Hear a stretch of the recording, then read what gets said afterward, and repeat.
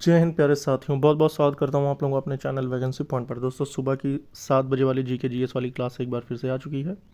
आज आपका total 22वां practice set upload होगा। 21 हो चुका है, प्लेलिस्ट में आपके सेव हो चुकी है। एसएससी जीके जीएस नाम से प्लेलिस्ट है, जो कि आपके डिस्क्रिप्शन में मिल जाएगी। बहुत ही इंपॉर्टेंट क्वेश्चंस के साथ मैं डेली हाजिर होता हूँ। दोस्तों, ये क्लासेस जिन जिन भर्तियों के लिए इंपॉर्टेंट है वैसे खासकर तो बता दूँ कि जीके जीएस जिसमें भी पूछा जाता है वो सभी के लिए के लिए इंपॉर्टेंट है। लेकिन आपको बता दें कि चाहे एसएससी का एग्ज़ाम हो, चाहे फिर UP police, UP triple S, CRPF या जितने भी एग्ज़ाम होते हैं उन सभी के लिए विस्तृत व्याख्या के साथ ये जीके जीएस वाली क्लास में डेली लेकर आता हूँ। आप कोई भी भर्ती की तैयारी कर रहे हैं तो आपको ये क्लास देखना बेहद ज़्यादा ज़रूरी है। तो आइए आज का पहला क्वेश्चन देखेंगे। बाबर ने किस युद्ध में तोप और गोला बारूद का पहली बार प्रयोग किया था? दोस्तों, बाबर ने जब पहली बार तोप और गोले का इस्तेमाल किया था वो युद्ध था पानीपत का प्रथम युद्ध, जो कि हुआ था 21 अप्रैल 1526 को। तो इसी युद्ध में बाबर ने जो है वो गोला और बारूद का प्रयोग किया था और उसके बाद वो युद्ध जीत गया था। और ये जो युद्ध था ये बाबर और इब्राहिम लोदी के बीच में था, ये सभी आप जानते होंगे। जो पानीपत का जो प्रथम युद्ध था वो बाबर और इब्राहिम लोदी के मध्य हुआ था। और इस युद्ध में बाबर भारत ने पहली बार तोप और गोले बारूद का प्रयोग किया था। और इसी युद्ध में बाबर ने तुगलुमा युद्ध नीति का प्रयोग किया। और इस युद्ध में इब्राहिम लोदी की हार हुई और वो मारा गया। और इस युद्ध के बाद ही बाबर ने भारत में मुगल वंश की स्थापना कर दी। ठीक है, मतलब कि मुगल वंश की जो स्थापना हुई थी वो पानीपत के प्रथम युद्ध के बाद ही हो गया था। ठीक है, जो कि कब हुआ था? 1526 में। और इसी युद्ध में उसने क्या किया? तोप और गोले का प्रयोग किया था। ठीक, इसका चलिए आगे बढ़ेंगे और देखेंगे दूसरा क्वेश्चन। स्वतंत्रता के दौरान भारत में सर्वप्रथम अस्थायी सरकार की स्थापना किसने की?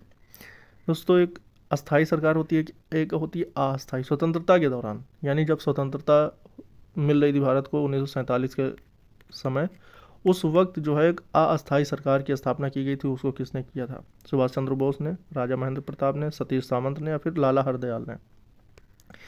27 का जो सही ऑप्शन होगा ये हो जाएगा आपका राजा महेंद्र प्रताप ने। ठीक, स्वतंत्रता के दौरान भारत में सर्वप्रथम अस्थायी सरकार की स्थापना भारत से बाहर अफगानिस्तान में राजा महेंद्र प्रताप ने की थी। और वो एक स्वतंत्रता संग्राम सेनानी थे और वो एक पत्रकार भी थे, लेखक थे, समाज सुधारक और महान दानवीर भी थे। उन्होंने द्वितीय विश्व युद्ध के दौरान जापान में 1940 में भारतीय कार्यकारी बोर्ड यानी एग्जीक्यूटिव बोर्ड ऑफ इंडिया की स्थापना की और वर्ष 1911 में बाल्कन युद्ध में भी भाग लिया। और ये 1 दिसंबर 1915 को काबुल अफगानिस्तान से भारत के लिए अस्थायी सरकार की घोषणा कर दी और स्वयं को राष्ट्रपति और मौलाना बरकतुल्ला खां को प्रधानमंत्री घोषित किया। और ये जो थे ये मुरसान रियासत के शासक थे।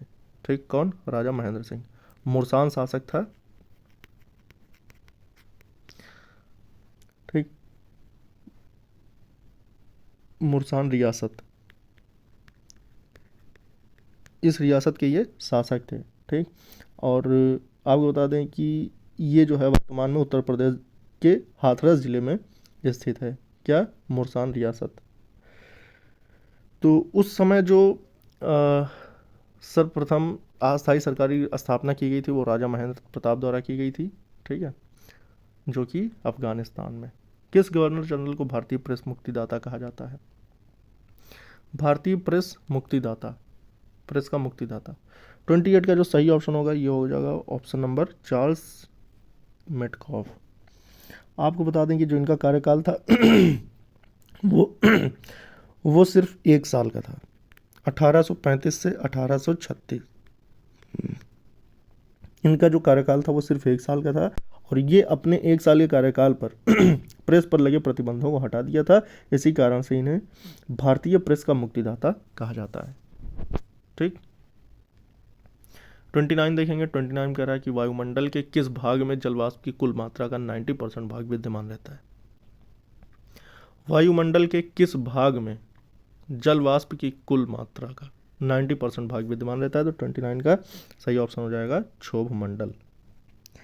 क्षोभ मंडल वाले भाग में जलवाष्प की कुल मात्रा का 90% विद्यमान रहता है। ठीक है, और ये वायुमंडल की सबसे निचली परत है।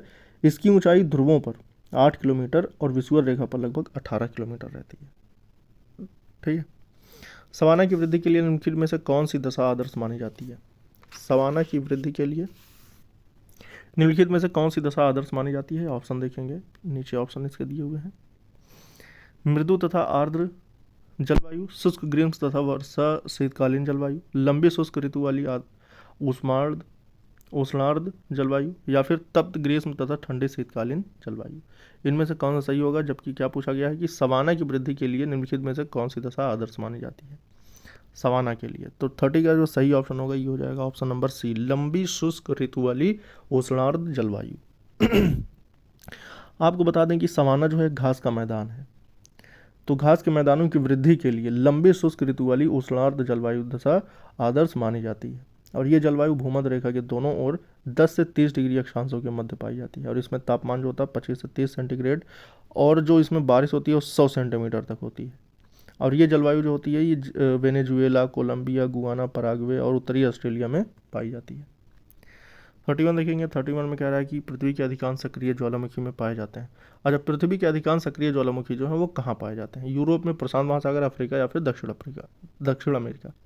तो 31 का जो सही ऑप्शन होगा ये हो जाएगा आपका प्रशांत महासागर। आपको बता दें कि सागरों में सबसे बड़ा सागर प्रशांत महासागर है।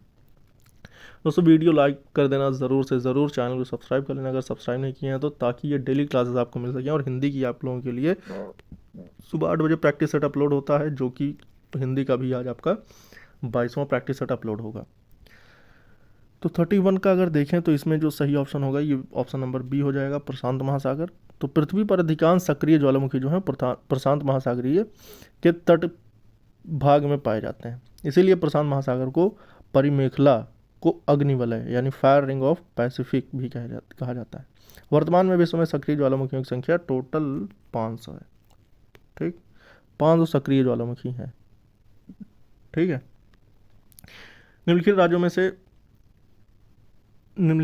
में से किस एक में से कर्क रेखा गुजरती है, झारखंड, हिमाचल प्रदेश, जम्मू कश्मीर या फिर बिहार। कर्क रेखा वाले राज्यों के नाम अगर आपको पता है तो आप तुरंत इसमें टिक कर देंगे। तो 32 का जो सही ऑप्शन हो जाएगा ये हो जाएगा आपका ऑप्शन नंबर ए, झारखंड। आपको बता दें कि जो भी टोटल जितने भी राज्य हैं, किन किन राज्यों से कर्क रेखा गुजरती है आइए देख लीजिए।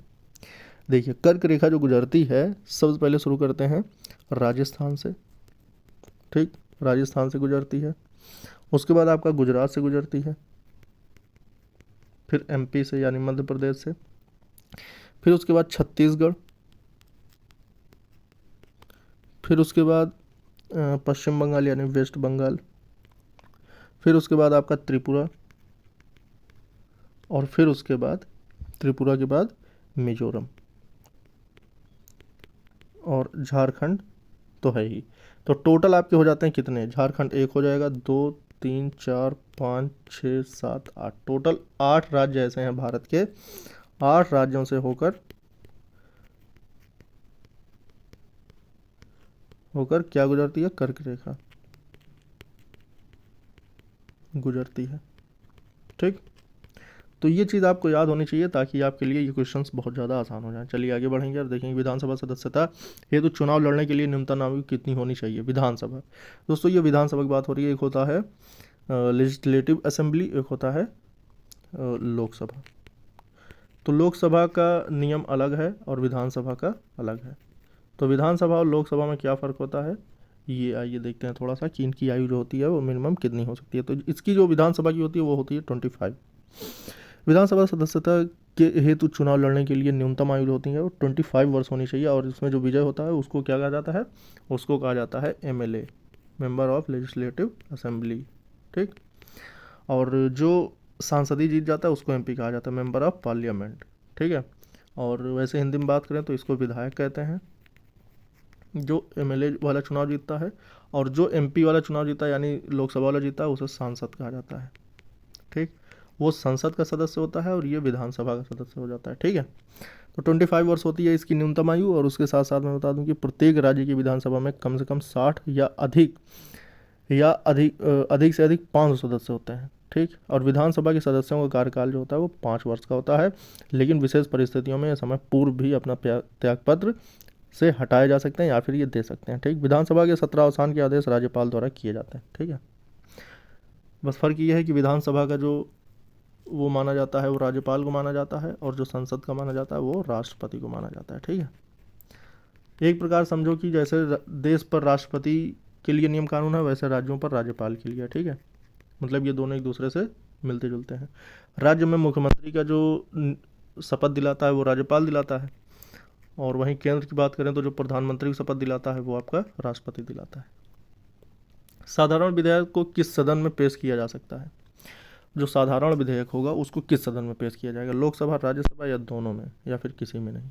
34 का आपको बता दें, देखिए विधेयक कोई सा भी हो और उसे, लेकिन ये वाला ऑप्शन ज़्यादा मैच करेगा। मतलब देखिए, साधारण विधेयक को संसद के किसी भी सदन में, चाहे वो लोकसभा हो चाहे वो राज्यसभा में, पेश किया जा सकता है। अगर आपने आर्टिकल 107 अगर आप पढ़ें तो इसके अनुसार ये लिखा है कि साधारण विधेयक में वित्तीय विषयों के अतिरिक्त अन्य विषय भी होते हैं। इसे राष्ट्रपति की पूर्व अनुमति के बिना ही सदन में प्रस्तुत किया जा सकता है। तो अब देखेंगे, साधारण विधेयक को राज्यसभा अधिकतम 6 माह तक ही रोक सकता है, मतलब कि विचार विमर्श करने के लिए सिर्फ 6 महीने उसके पास समय हो सकते हैं। दोनों सदनों से पारित होने के बाद यह राष्ट्रपति की मंजूरी के लिए भेजा जाता है। ठीक है।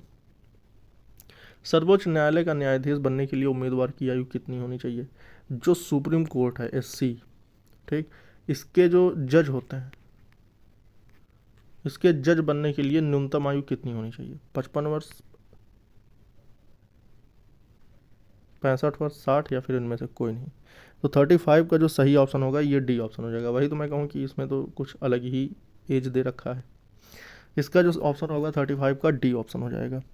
देखिए, जो सर्वोच्च न्यायालय का न्यायाधीश बनने की जो न्यूनतम आयु है, ये कोई भी चीज़ निर्धारित नहीं है। आपको बता दें कि जब कि एक बार नियुक्ति के बाद अवकाश ग्रहण करने की आयु सीमा जो है वो 65 वर्ष है। ठीक, अगर आप नियुक्त हो जाते हैं तो आप 65 वर्ष में रिटायर होंगे। ठीक है। सर्वोच्च न्यायालय के न्यायाधीश की नियुक्ति जो होता है वो राष्ट्रपति द्वारा की जाती है, और वर्तमान में सर्वोच्च न्यायालय में मुख्य न्यायाधीश समेत अन्य न्यायाधीशों की संख्या टोटल मिलाकर 34 है। ठीक है। चलिए आगे बढ़ेंगे। भारत में गरीबी रेखा को सबसे ज़्यादा प्रभावित करती है मूल्य स्तर, प्रति व्यक्ति आय, उत्पादन की मात्रा, या फिर सोने के रिजर्व की मात्रा? तो भारत में गरीबी रेखा को सबसे ज़्यादा कौन प्रभावित करता है? 36 का जो सही ऑप्शन होगा वो होगा प्रति व्यक्ति आय। ठीक, B ऑप्शन सही हो जाएगा। B ऑप्शन इसलिए सही होगा कि भारत में गरीबी रेखा को सबसे ज़्यादा प्रति व्यक्ति आय प्रभावित करता है। भारत में प्रति व्यक्ति आय की गणना का सर्वप्रथम प्रयास किया गया था 1867 से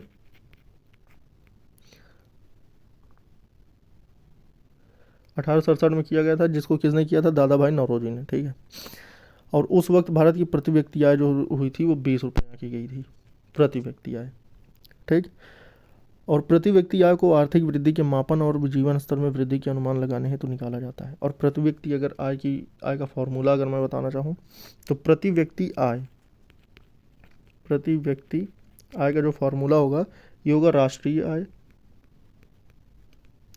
अपॉन कुल जनसंख्या।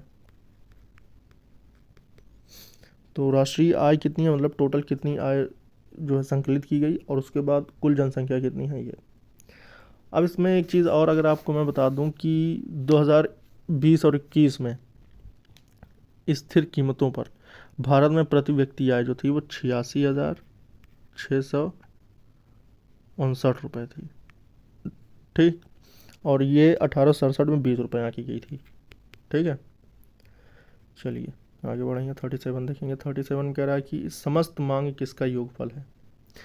समस्त मांग उपभोग एवं उत्पादन, उपभोग एवं बचत, उपभोग एवं निवेश, प्रत्याशित बचत एवं यथार्थ बचत। तो किसका योगफल है? समस्त मांग। समस्त मांग जो होता है उपभोग और उत्पादन का ही योगफल है। ठीक है। यानी ऑप्शन नंबर ए सही होगा। किसी वस्तु की मांग किसी माल या सेवा की वह मात्रा है जिसे उपभोक्ता विभिन्न कीमतों पर खरीदने को तैयार होते हैं। किसी क्षेत्र के बाजार में माल सेवा की मांग को उसके मांग वक्र यानी डिमांड कर्व द्वारा दर्शाया जाता है।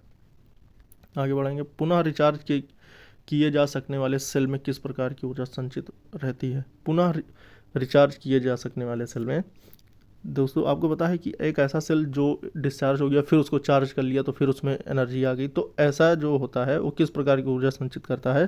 तो 38 का सही ऑप्शन होगा रासायनिक ऊर्जा। ठीक है। चलिए आगे बढ़ेंगे। 39 देखेंगे। लंबी कूद लगाने वाले कूदने से पहले दौड़ता है क्योंकि? देखिए, जो लंबी कूद लगाते हैं वो कूदने से पहले ना वो दौड़ते हैं।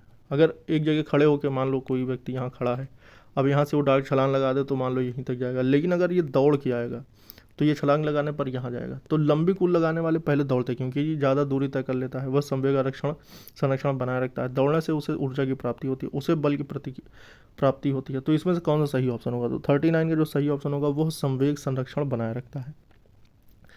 अब बता दें कि यदि किसी वस्तु पर आरोपित सभी बलों का मान स्थिर रहता है, यही संवेग का नियम है, अर्थात कुल परिणामी बल F=0, तो संवेग स्थिरांक। ठीक है। निम्नलिखित में से कौन सा क्लोरोफिल का घटक नहीं है? हाइड्रोजन, मैग्नीशियम, कार्बन या फिर कैल्शियम? क्लोरोफिल 40 का जो सही ऑप्शन होगा कैल्शियम जो है, ये डी ऑप्शन, यानी जो कैल्शियम है ये क्लोरोफिल का घटक नहीं है, जबकि हाइड्रोजन, मैग्नीशियम और कार्बन ये हैं। क्लोरोफिल की सहायता से ही पौधे प्रकाश संश्लेषण की क्रिया कर भोजन बनाते हैं, और इसीलिए इसे पादप कोशिका का रसोई घर भी कहते हैं। क्लोरोफिल को ही पादप कोशिका का रसोई घर कहा जाता है। ठीक है। क्लोरोफिल प्रकाश में बैंगनी, नीला और लाल रंग को ग्रहण करता है, और प्रकाश संश्लेषण की क्रिया जो होती है वो लाल रंग के प्रकाश में सबसे अधिक एवं बैंगनी रंग के प्रकाश में सबसे कम होती है। 41 देखेंगे। 41 का में से कौन में किसको उत्तम कोलेस्ट्रॉल माना जाता है? उत्तम कोलेस्ट्रॉल किसको माना जाता है? VLDL को, या LDL को, या HDL को, या फिर ट्राइग्लिसराइड को? तो 41 का जो सही ऑप्शन होगा ये ट्राइग्लिसराइड ही सही ऑप्शन हो जाएगा। यही होता है जो सर्वाधिक उत्तम कोलेस्ट्रॉल माना गया है, और ये शरीर को ऊर्जा प्रदान करता है, और शरीर में इसकी जो संतुलित मात्रा है वो 150 ग्राम डेसीली है। ठीक है, मतलब इससे कम होनी चाहिए, और इसकी अधिक जो मात्रा होने पर स्वास्थ्य जो है संबंधी परेशानियां जैसे हाई ब्लड प्रेशर, ब्लड में शुगर का बढ़ना, हाइपोथायराइड जैसी समस्याएं उत्पन्न हो जाती हैं। ठीक है, अगर ये बढ़ता है तो। थैलेसीमिया एक आनुवंशिक बीमारी है, ये किसको प्रभावित करती है? थैलेसीमिया, जो थैलेसीमिया है ये दरअसल रुधिर, ब्लड को प्रभावित करती है। आपको बता दें कि इस रोग में लाल रुधिराणु यानी RBC नहीं बनते हैं। अगर ये रोग हो जाता है तो RBC नहीं बनता है, जिसके कारण रोगी के शरीर में रक्त की भारी कमी होने लगती है, और जिसके कारण उसे बार बार खून चढ़ाने की आवश्यकता होती है। इस रोग में सही इलाज न मिलने के कारण रोगी 12 से 15 वर्ष की आयु में की मृत्यु हो जाती है। और ये रोग मुख्यतः प्रोटीन में ग्लोबिन निर्माण प्रक्रिया में आई रुकावट से होता है, जिससे लाल रक्त कणिकाएं या कोशिकाएं यानी RBC तेजी से नष्ट होने लगती है। किसमें? थैलेसीमिया एक जो बीमारी है।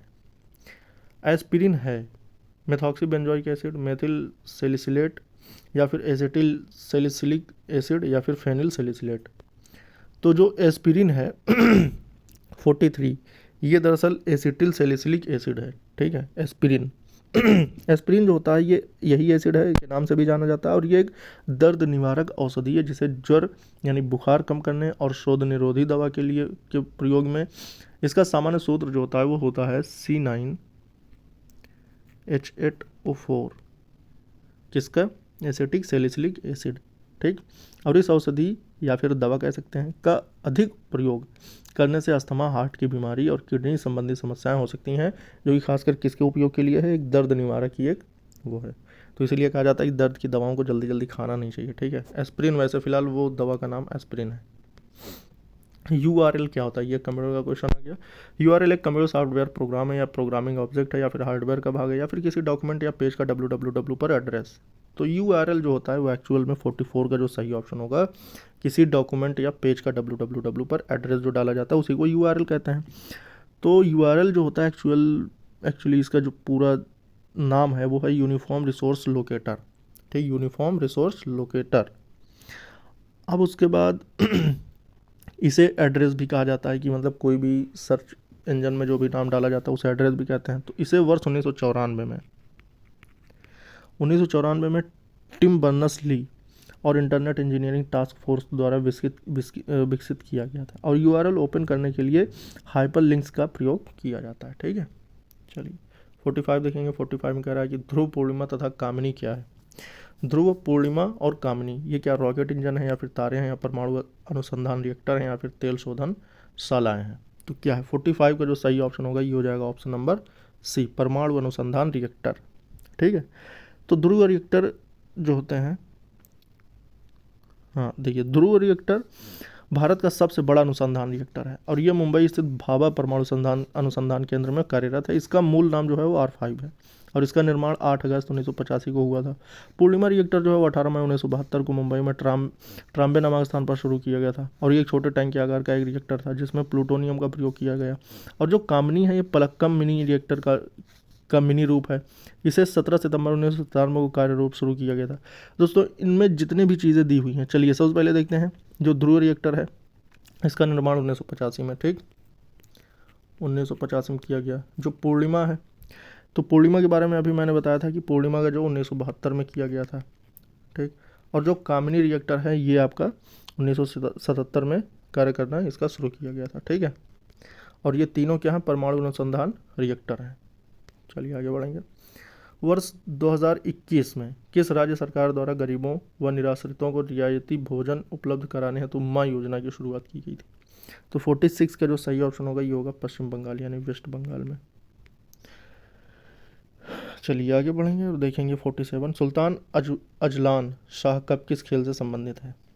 सुल्तान अजलान, बैडमिंटन, हॉकी या फिर लाल टेनिस या फिर फुटबॉल? तो 47 का जो सही ऑप्शन होगा ये हो जाएगा hockey. Sultan Azlan Shah cup जो है वो हॉकी से संबंधित है और ये मलेशिया में आयोजित एक वार्षिक हॉकी प्रतियोगिता है। इसकी शुरुआत जो है वो 1893 में की गई थी। इस कप की बात हो रही है, ठीक है। अजलान शाह कप की शुरुआत जो है 1893 में किया गया था। द्विवार्षिक प्रतियोगिता के रूप में हुई है और पूर्व में इसका नाम जो था राजा टुन अजलान शाह कप था, राजा टुन अजलान शाह, लेकिन अब क्या हो गया, सुल्तान अजलान शाह कप, ठीक। चलिए वैसे अगर बात करें तो इस सीरीज को जीतने वाला सबसे ज़्यादा बार वो ऑस्ट्रेलिया है, अब तक 10 बार जीत चुका है, ठीक है। जापानी कला इकेबाना किससे संबंधित है? जापानी कला इकेबाना, तो 48 का जो सही ऑप्शन होगा ये हो जाएगा फूलों की सजावट से, ठीक है। चलिए आगे बढ़ेंगे।